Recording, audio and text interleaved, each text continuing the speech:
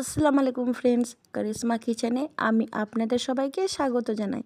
আজকে আমি করছি এক নতুন রেসিপি, কাতলা মাছ দিয়ে সজনে ডাঁটা আলু দিয়ে ঝোল। তাহলে চলুন রেসিপিটা আমি ঝটপট করে শেয়ার করি। এখানে আমি 5 পিস কাতলা মাছ নিয়েছি, তার মধ্যে আমি দিয়েছি সামান্য লবণ, সামান্য হলুদ, ভালো করে মেখে নিয়েছি। এদিকে কড়াই গরম হয়েছে, দিয়েছি আমি সরিষার তেল। তেলটাকে আমি চারিদিকে ছড়িয়ে নিচ্ছি যেন কড়াইয়ে মাছটা লেগে না যায়। এদিকে কড়াইটা গরম হয়ে গেছে, একটা একটা করে সব মাছ আমি কড়াইয়ের মধ্যে দিয়ে দিচ্ছি।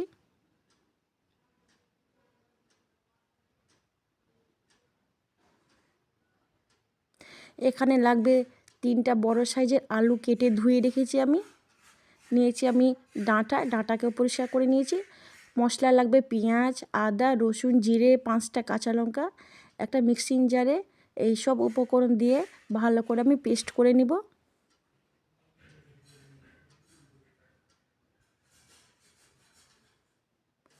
সব মশলাগুলো এখানে পেস্ট করা হয়ে গেছে। একটা পাত্রের মধ্যে মশলাগুলো আমি ঢেলে নেব। মাছ ভাজা এক পিঠ হয়ে গেছে, আমি অন্য পিঠও লাল লাল করে ভেজে নেব।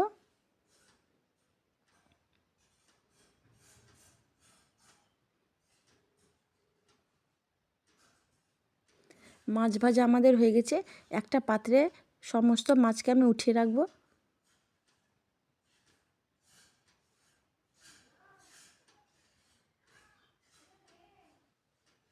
দেখুন কি সুন্দর হয়েছে আমাদের মাছ ভাজা।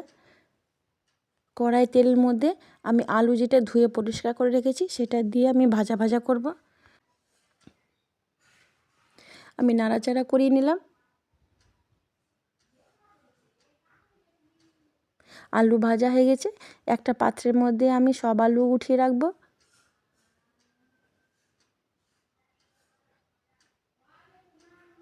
সেই তেলের মধ্যে আমি দিয়ে দিচ্ছি সজনে ডাঁটাগুলো। আমি সজনে ডাঁটা হালকা করে ভাজবো, বেশি ভাজলে আবার পোড়া পোড়া দাগ হয়ে যাবে, তাই আমি সামান্য ভেজে একটা পাত্রের মধ্যে উঠিয়ে নেব।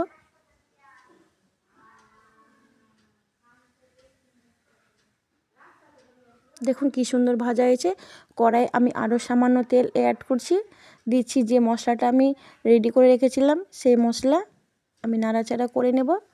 তার মধ্যে দিব আমি সামান্য হলুদ, সামান্য লবণ, শুকনো লঙ্কার গুঁড়ো। এই উপকরণকে আমি ভালো করে মশলার সাথে কষিয়ে নেব।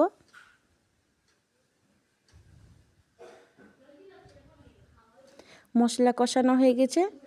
ভেজে রাখা আলু মশলার সাথে দিয়ে আমি 5 থেকে 7 মিনিট ভালো করে কষাবো।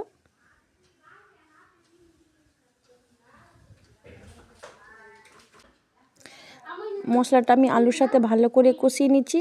এরপর আমি সজনে ডাঁটাটা দিয়েও ভালো করে কষাবো।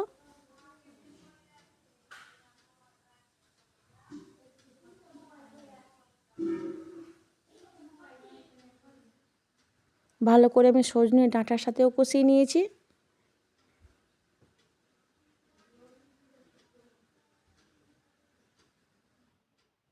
কষানো হয়ে গেছে।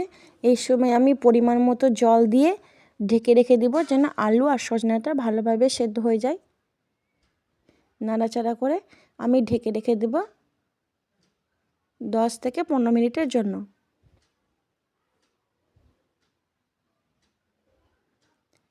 10 থেকে 15 মিনিট হয়ে গেছে।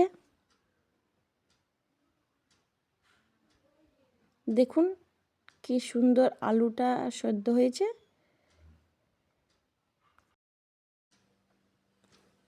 দেখুন কি সুন্দর আলুটাও সেদ্ধ হয়েছে। এই সময় যে মাছগুলো ভেজে রেখেছি একটা একটা করে আমি তরকারির সাথে দিয়ে দিব।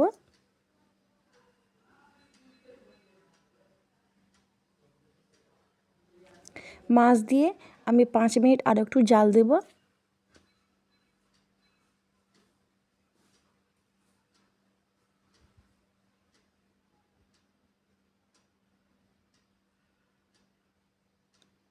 এদিকে আমাদের 5 মিনিট জাল দেওয়া হয়ে গেছে।